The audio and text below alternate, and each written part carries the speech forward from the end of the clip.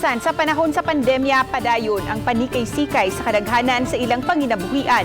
Sa usa ka sitio sa Subang Dako, Mandawi, daghang mga pamilya ang nabisi karon paggama og mga brush nga gamit panglaba. Ang report ni Nico Sereno. Sa sudlunon nga bahin sa sitio Lower Matimco, Barangay Subang Dako, nakadapit sa among pagtagad kini mga ginang nga busy sa ilang panginabuhian. Samtang nagtambay og nagistorya, naghimusab sila sa mga net brush nga sagad gamiton sa pagpanglaba ug pagpanghugas. Si Ginang Marisa, 5 ka tuig na ning maong negosyo nga matud niya dakog natabang sa iyang pamilya. Gamit niya ang net bag ug ang mga pinutol nga foam gikan sa dakong kompanya. Nylon ug aguha o kining frame gikan sa payong ang iyang gamit pangtahi ug pagporma sa brush. Kun siya lang, moabot sa 50 ka dosena ang magama kada adlaw. Pare-ani ro naglingkod-lingkod me. Nagsigiglihok ang kamot, di nagi mahuman.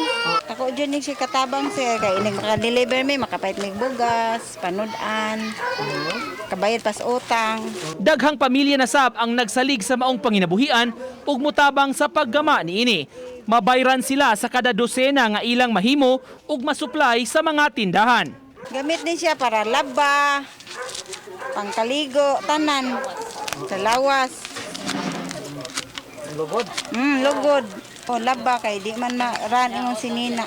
Bisan sa panahon sa krisis, malipayon ang mga nagnegosyo sa netbrush nga padayon gihapon ang ilang kita. Gipasigarbo sab nila nga lig-on kini nga produkto ug way dudang gamit gyud kaayo sa panimay. Uban ni June Solon, Nico Sereno, Balitong Bisdok.